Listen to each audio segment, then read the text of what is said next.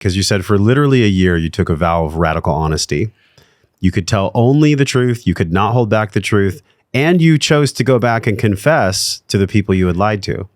This almost sounds like a version of Alcoholics Anonymous where you go, you're doing it. Like you were drunk on your own shame and you're like, hey, sorry about that. Let me go back. But that's a very like confronting year. So it was an entire calendar year. Yeah. Was this before or days. after 2016? I'm assuming it was after. No, it was actually before. It was before. It was before. And how did that go? I had come across this book called Radical Honesty by Dr. Brad Blanton. Okay. Really interesting guy. And he's a psychologist, and his whole premise is that all of our problems come from the fact that we are not honest enough. And I love that concept. Feels true to me. Like we, as in like, not always, because he breaks down to different types of honesty. Like when you think about honesty, we think only in like when I'm lying, I'm saying something that we know is not a fact, and we are saying something to conceal. But he points out that, white lies of omission is still a lie. When we are feeling something in a relationship with somebody, I'm with my wife and, I come home the other day and, I see that there's a mess and it bothered me because she left her stuff on the table and I have to now clean it up and I'm just feeling this resentment, but I don't want to say, like, that is a truth. And it doesn't mean that you had to be rude and go to my wife and being like, the delivery is important. The delivery is important. You can tell the truth and not be a jerk. Yeah. So like we've gotten better. Like, we'll make sure the timing is right. We'll do a clearing and being like this. And clearings are really important because you can speak it from a self-responsible way. Yeah. We always use I language rather than you language. So it's always, so I want to do a clearing. When I saw that there was a mess, this is how I felt. And I'm not holding you responsible because that's not part of the agreement that we have, that you have to keep everything clean in this space, blah, blah, blah. But it's just that like that day you left some stuff on my table and I felt this. And then you choose whether or not you're releasing it. But that voicing of it is where then she can go and be like, well, thank you for speaking your truth. I'm not taking that on as that I'm supposed to do something about it because that would be caretaking, because that's the agreement we didn't make. But it could just be like, okay, I hear you. Yeah. Is there anything you need from me? And then I could go, no. As a matter of fact, you can leave stuff there all the time because really what's underneath it is that I just felt like I wasn't cared for and that you don't think that, I feel like my needs aren't important, that I wasn't cared for, that, my priorities don't matter. And then she'll come in and she can just say, well, is there anything you want to hear? Like, do you want reassurance? And I'll be like, yeah.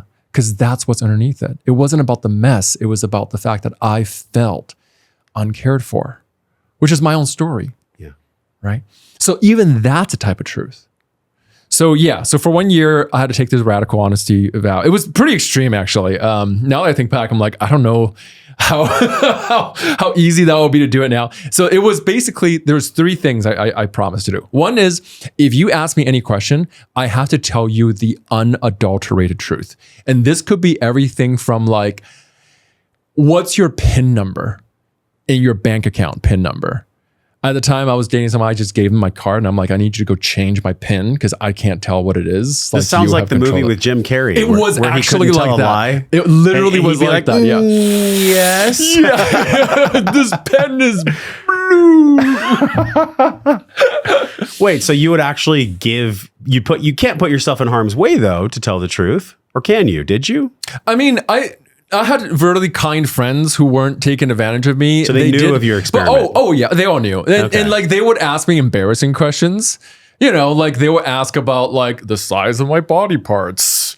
Like stuff like that, right? They'll ask me about like the most embarrassing experiences I ever had just because they want to mess with me. But like no one meant any malice. Were you dating your wife at the time? No, this is somebody else. Okay, cool. So when she asked you, does this dress make me look fat? And you said yes. I would say, in my opinion, I think so. So yeah. In a whole year of real spiritual work, of telling the truth, of going back and making amends, and of not withholding, what was the hardest experience in that whole year?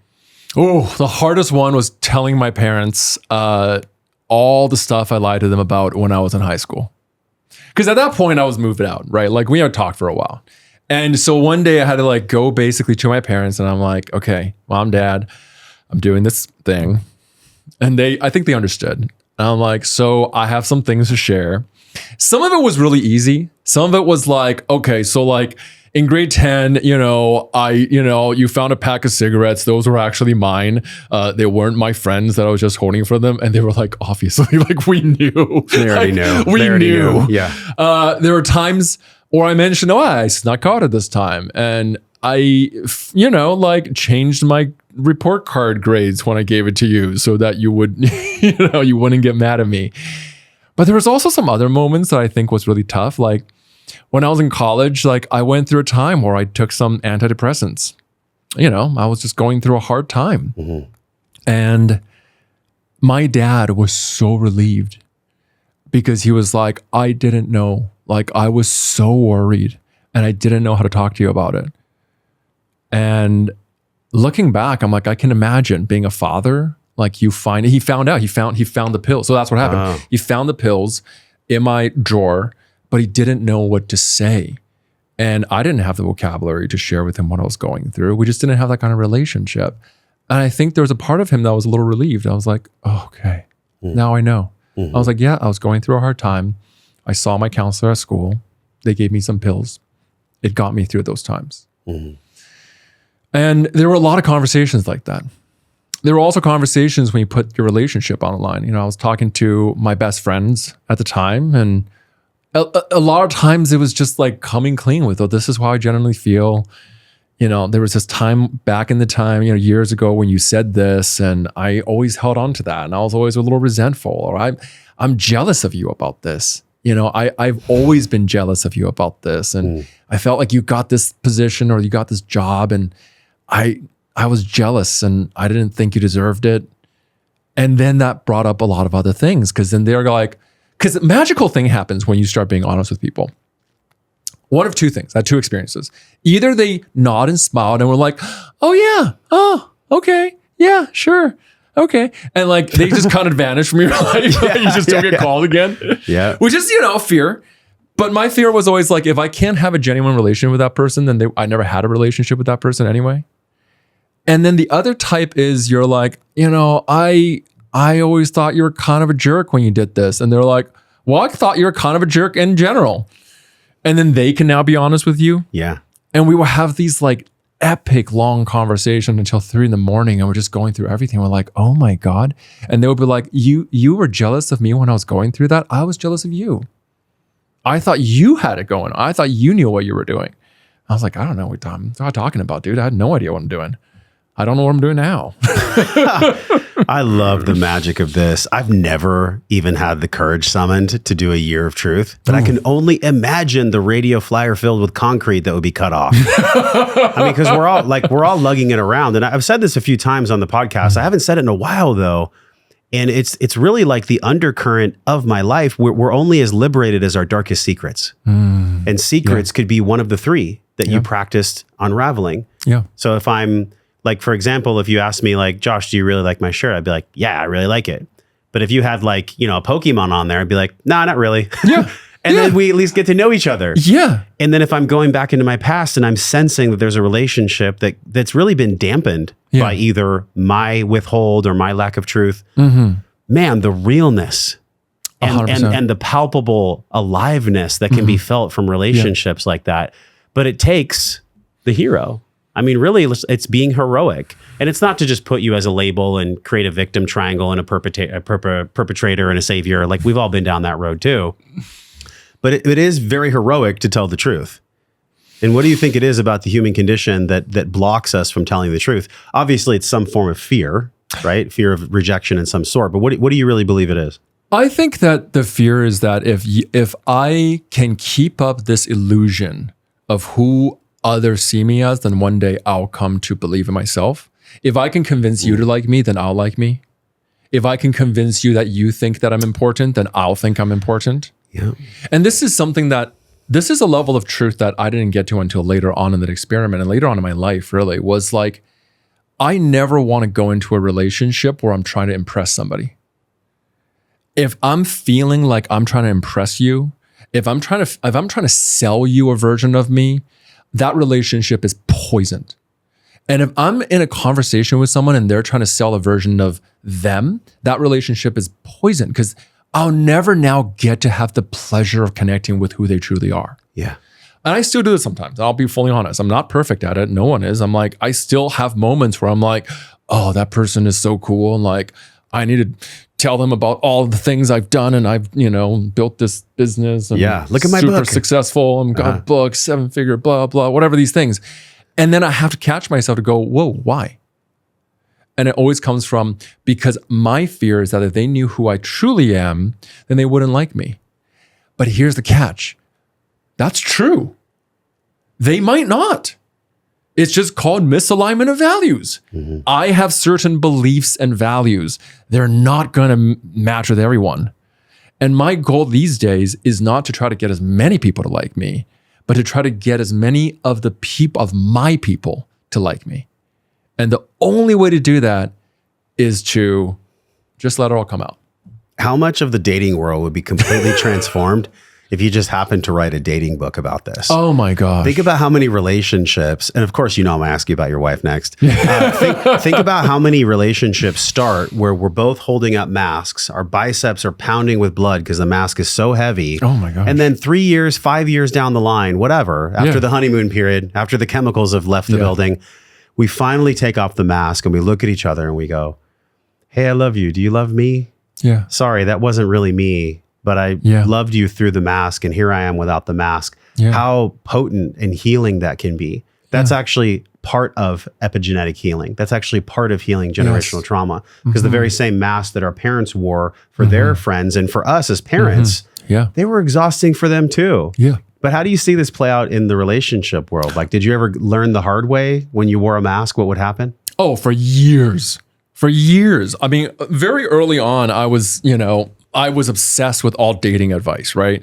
And it was all about like, what do you say and how do you dress? Oh, you went into like the world with Neil Strauss. Oh gosh, yeah. The Game. Did you read The Game?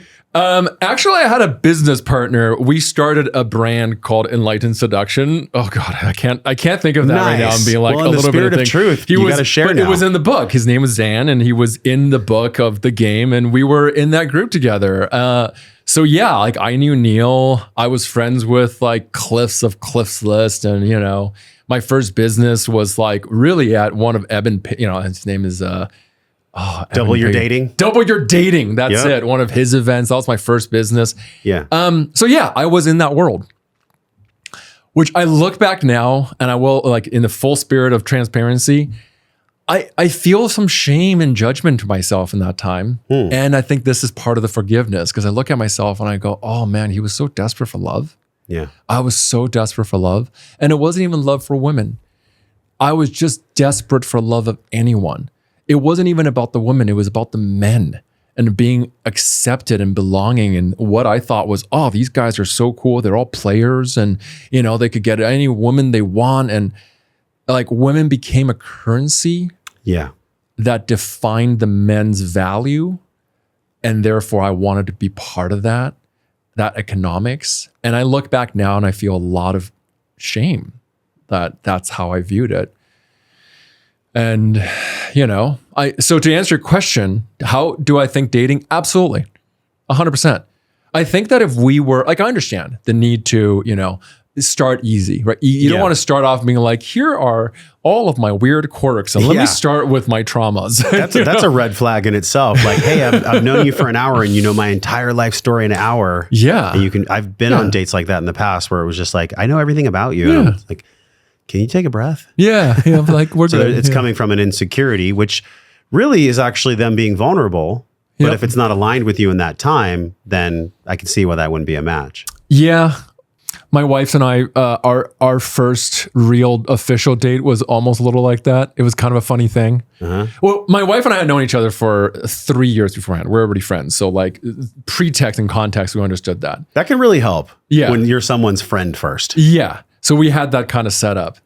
But yeah, our first date was like, let's just open it up. Like, we went to a cat cafe because she loves cats, and I took her to a cat cafe.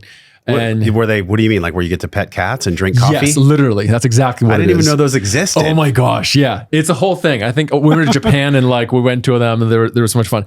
So this is the thing. You go to a cafe, there's just cats roaming around.